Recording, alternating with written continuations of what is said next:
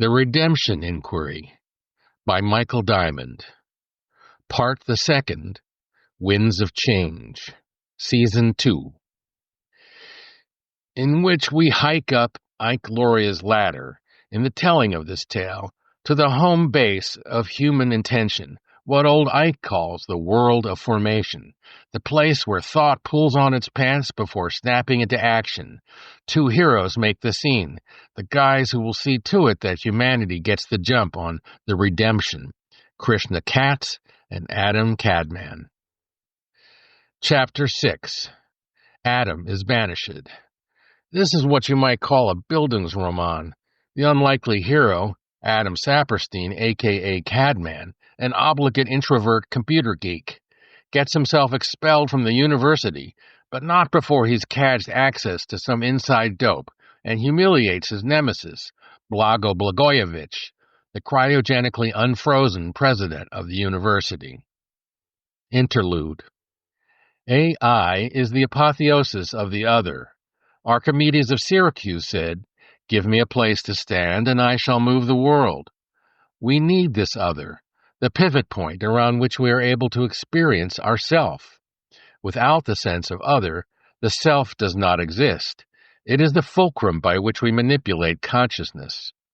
Pebbles on a beach, collected by the hand of a child, correlated and counted, strung in parallel with other collections of pebbles, smooth, shiny surfaces easily slid between human fingers, dangled from the hand, or moved at the shuttle of an invisible loom. Hash marks carved in stone, printed on paper, compressed to a sequence of ones and zeros, the arrangement of electrons over the surface of a semiconductor, a handshake, a pair of glasses, light. End of interlude.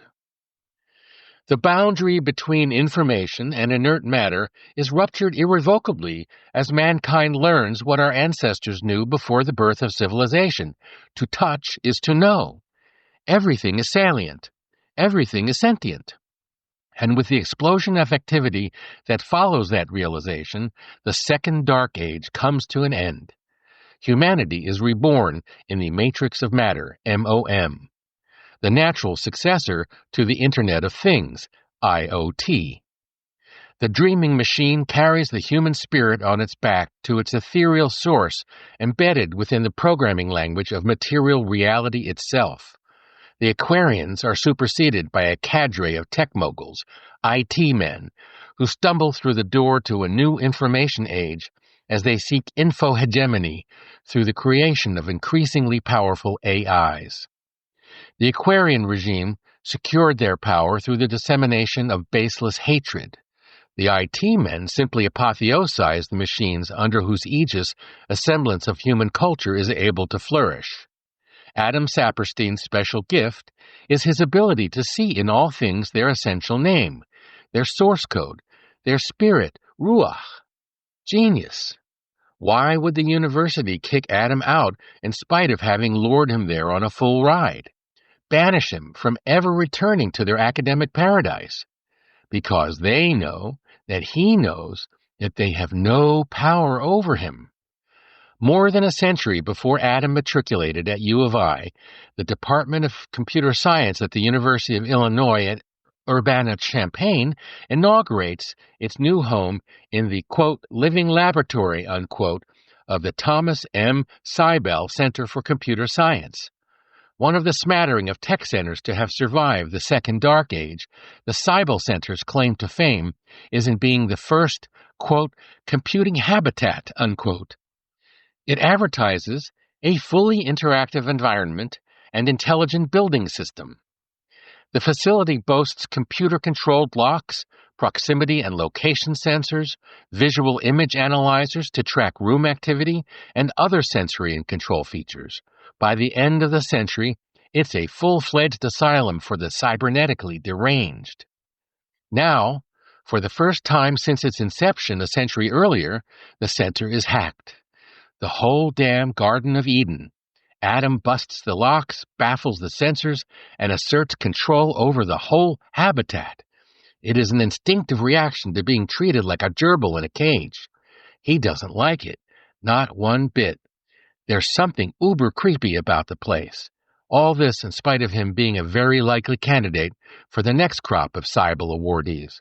I know this better than anyone else as the dean of the School of Computer Science. But at the time, I am completely under the thumb of the administration. Now that I look back from the redemption, I am a little ashamed at how I toadied to them. But I also realize we never had a prayer of stopping Adam. Thank God. Adam Saperstein is a contrarian, always obliged to be the other. As a geeky social outsider, there is a ready-made niche for him in the awkward adolescent ecosystem of the hacker world. His fellow hackers find the totally plugged-in world of the Cybele Center irresistibly seductive, a life-size human habit trail and full-on LARP dungeon. However, as cool as it might be to inhabit Cyb reality, as his classmates affectionately call it, Adam's hackles are up the minute a lilting electronic voice inquires of him, "Looking forward to going home for the holidays?" It is near the end of first semester. Adam has already staged a couple of harmlessly amusing 4D pranks, ghosts and goblins in green slime for Halloween. For Veterans Day, a full-scale reenactment of the calamitous Iraq War of 2003 to 2011. He thinks about staging the Second Korean War of 2073, but it was so short and catastrophic that he can't wrap his mind around displaying the millions of thermonuclear casualties and the vaporization of the entire Korean peninsula. A few U.S. cities took seemingly random hits, Anchorage, Sacramento, Albuquerque, but the world powers had the wisdom to call it quits rather than allow the conflagration to spread. No sense in disrupting the business cycle. The U.S. cyber war against North Korea has substantially whittled down the Koreans' nuclear ability, but not to zero. The island of Guam breathed a sigh of relief as the North Korean Supreme Leader, Kim Mitchin-il, saw fit to spend his precious nuclear bullets elsewhere. The Korean problem was solved. Adam shudders at channeling pain on such a massive scale. His experiments in 4D materialization have attracted some attention. Full-scale remote architectural construction is still a ways off, but his green slime materializations are legendary, hilarious, really. Adam's work at the interface of matter and information is the form fruste for the coming paradigm shift, the matrix of matter. He launches MOM before the ink on his first semester's grades has dried. Curiosity takes Adam places other students dare not go. He hacks the funding sources for the lab, the department, and all its manifold programs. Adam peels back the veil on the Blagojevich Initiative for Public-Private Partnerships. Rod Blagojevich, a.k.a. Blago, my boss, was governor of Illinois from 2002 until 2009, the year of the corporate singularity. He earned the newsworthy distinction of being the first governor of the state to be impeached, though merely the fourth to serve federal jail time. He actually tried to auction off President Barack Obama's vacated Senate seat. Dude! Blago's carefully coiffed and lacquered helmet of spectacular bad hair did nothing to foster the public respect he craved. Blago's time in the federal slammer taught him one valuable lesson.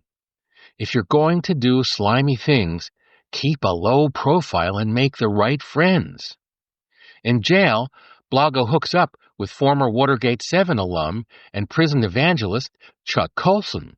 One of the old man's last jailhouse conversions, Blago learns the ropes quickly and soon becomes a card-carrying member of the National Prayer Breakfast crowd, the family/fellowship, and the whole C Street Mansion Mafia. Hallelujah. Another redemption story for the pseudo-Christian plutocracy. Released in 2024, Mago morphs into something new and strange. At nearly 68, he emerges a silver-helmeted penitent and made man. The Blagojevich Initiative is a completely off-the-books project that uses political arm-twisting and bribes to bring university tech research programs under the wing of approved industry partners. Its scope is mind-boggling. Adam can't believe the info cesspool he stumbled into. He gasps at the ubiquity of corruption. Interlude. Partitions. We're in good spirits that night at Strolli's, my boss and I. The block is an island of Italian Goombas in the middle of the South Philly ghetto. As often as not, a line of Cadillacs and Lincolns is parked conspicuously on the street. Plastic mandolins on the walls, the menu of basic red sauce Italian fare is printed on paper placemats, a favorite of U of P students. I take my boss there because I figure he'll appreciate the simple ambrosial cuisine. Between lab experiments, he chefs at the Black Banana. On an ordinary night, Pop Strolli meanders between tables dressed in his customary jeans and flannel shirt, making sure everybody's happy. That night, the night they shot Don Angelo, Mom and Pop Strolli suddenly appear, no smiles, dressed to the nines in formal black evening attire. They dash out to a waiting limousine, a sense of urgency in the air. The news of the assassination has not yet reached us, so their sudden departure is a mystery. The next day, the Philadelphia Inquirer reports that the two assassins have been caught and released on bail. I am too naive at the time to suss out the political implications. My mother went to high school with some of those Goombas, Narducci and the Chicken Man. Narducci chaperoned her to school in exchange for math lessons. A few days later, our next-door neighbor closes his front door and trucks down the quaint brick path that is our street. He backtracks to rattle the lock on his door 6 times every morning. My then-girlfriend and I sit with our coffees and count. It is a sweet neighborhood, Sansom Village. We live in a father-son Holy Ghost house, local term of art for the vertical 3-room hobbit holes. My grandfather can't see the appeal. These are servants' quarters, he informs us, for the stately mansions that line the main boulevards of Center City. The mansions have long since been broken up into unglamorous one-bedroom walk-ups and studios. The servants' quarters, so to speak, morphed into very cool digs for urban pioneers. All of us on that brick pathway have stumbled into a hidden magical realm. The Venetos, a young couple 2 doors down, decorate in high style, he a young conservator at the Philadelphia Art Museum. Across the path, a 30-something gay couple keep an immaculate garden, which one of them trims with cuticle scissors. The guy next door is John Dooley, a Frank Zappa look-alike. A carpenter, his crib is totally run down, ramshackle house in constant state of disrepair. Over the course of his eternal renovations, he retrieves an ancient bottle of whiskey stowed under the floorboards, a memento of bygone bootleggers. He and his buddy, Bambino of the Black Beret, and the 3rd Vietnam vet grill dogs and burgers outside on the brick path. Badass dudes. They challenge passers-by to jalapeno pepper eating contests. Muy macho. I, nerdy lab tech, go toe-to-toe with the tough little tattooed biker, nerd macho. That particular morning, John the carpenter mentions in passing that he's the local Republican committee man. We are gobsmacked. How could the Zappa clone be a Republican? You guys just don't get it. The Dems are the machine here. Why do you think Angelo Bruno's killers got out? Murder suspects don't get let out on bail. The scales fall from my eyes with a loud clinking sound on the pavement. I was so naive. I wonder how many brotherly lovers contemplate that on a day-to-day basis. Their city is run by a corrupt democratic machine at the beck and call of the prevailing mafia chieftains. Same as 60 years earlier during Prohibition. I see it. The hidden world of formation, the strings that pull everything, the winds that rustle all creation. My rabbi calls it Ruach. My Taoist teacher, Hun, winds of change. From Diamond M, The War for Atlantic City. End of interlude.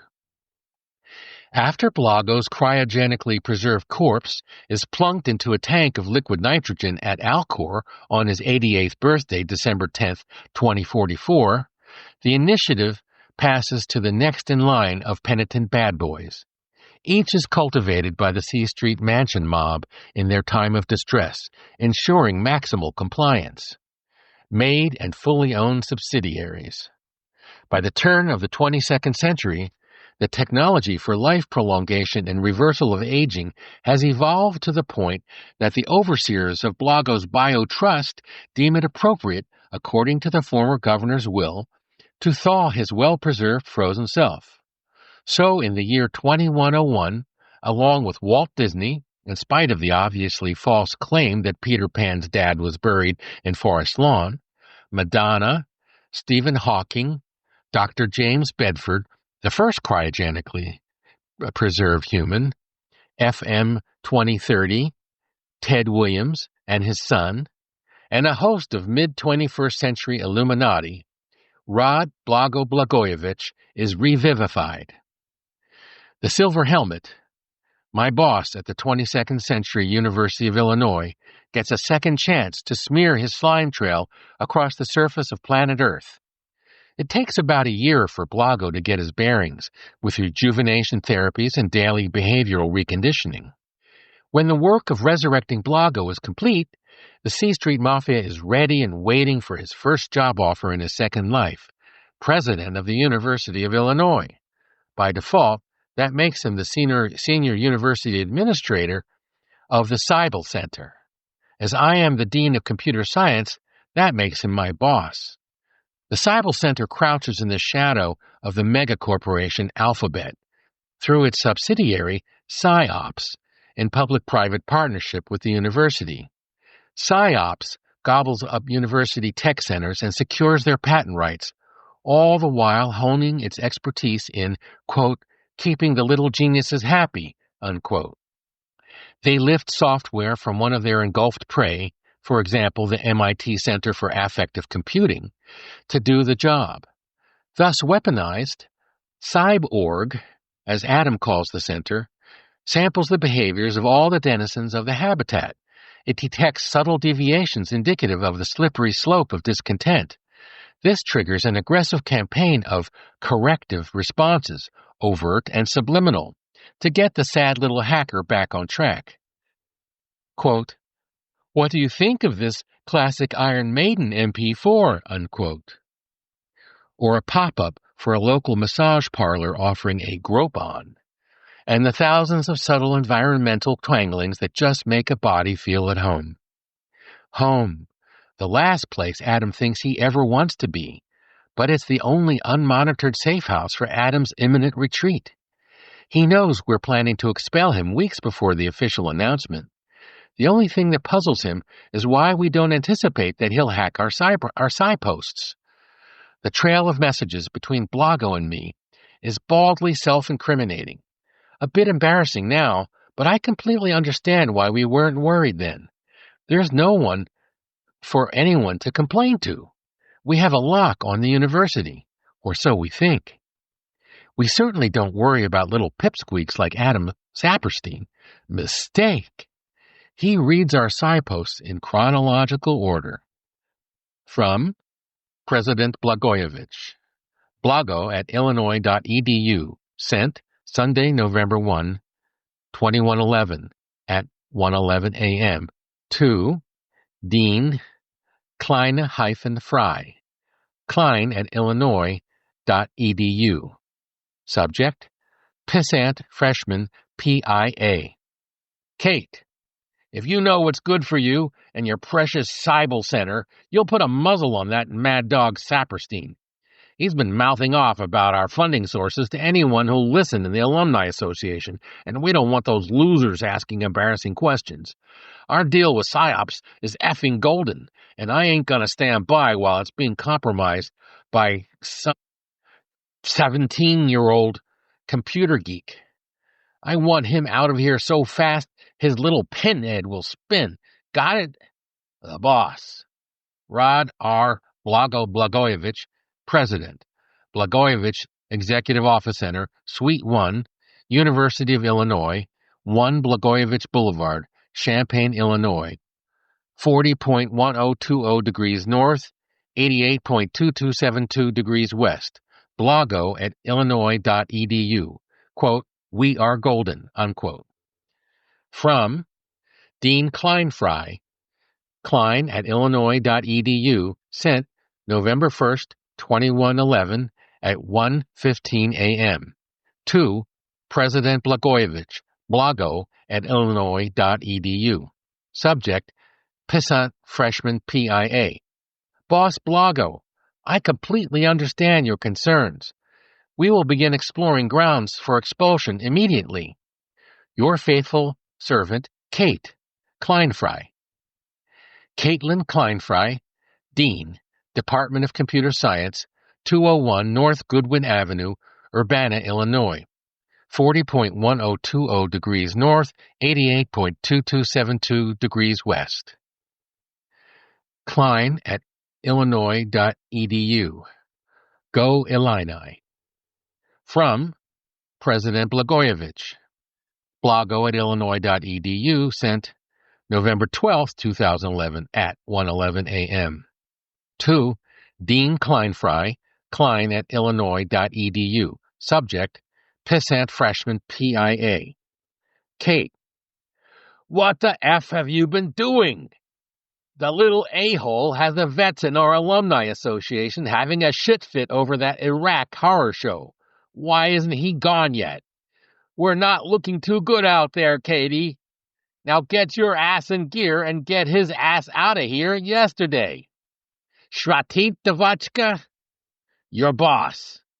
Rod R. Blago Blagojevich, President, Blagojevich Executive Office Center, Suite 1, University of Illinois, 1 Blagojevich Boulevard, Champaign, Illinois, 40.1020 degrees north, 88.2272 degrees west. Blago at illinois.edu. We are golden. From Dean Kleinfry, Klein at illinois.edu. Sent Thursday, November 12, 2011 at 1:15 a.m. to President Blagojevich, Blago at illinois.edu. Subject, Pissant Freshman PIA. Draga Blago, I think we finally found a way to do this without leaving any visible marks, the way you like it. He doesn't seem to realize that he's never completed his first semester writing requirement. As the curriculum does not allow for it in the second semester, this puts the young man squarely in violation of the terms of his scholarship, which do not permit any deviation from core curriculum requirements. In light of this, he will be asked to take a leave of absence until next fall, at which time he must apply to be readmitted. I can assure you that the U of I Admissions Committee will not make the same mistake twice. However, we have to wait until the end of the semester to let him know about his oversight, so the little bugger doesn't try to find a loophole to complete the work before then. Best we can do without creating a public scandal. Our partners at PsyOps wouldn't want that. I remain Kate Kleinfry. Caitlin Kleinfry, Dean, Department of Computer Science, 201 North Goodwin Avenue, Urbana, Illinois, 40.1020 degrees north, 88.2272 degrees west. Klein at illinois.edu. Go Illini. From President Blagojevich, Blago at illinois.edu. Sent Thursday, November 12, 2111 at 1:17 a.m. to Dean Kleinfry, Klein at illinois.edu. Subject, Pissant Freshman PIA. F PsyOps. Okay, get one of our best tech support guys to shut his ass down for as long as he's here. Invalidate passwords, ID, thumb locks, the whole kit and caboodle. We'll see what the smart-ass little freak does with all his newfound spare time. Brojadan. Rod R. Blago Blagojevich, President, Blagojevich Executive Office Center, Suite 1, University of Illinois, 1 Blagojevich Boulevard, Champaign, Illinois, 40.1020 degrees north, 88.2272 degrees west. Blago at illinois.edu. We are golden.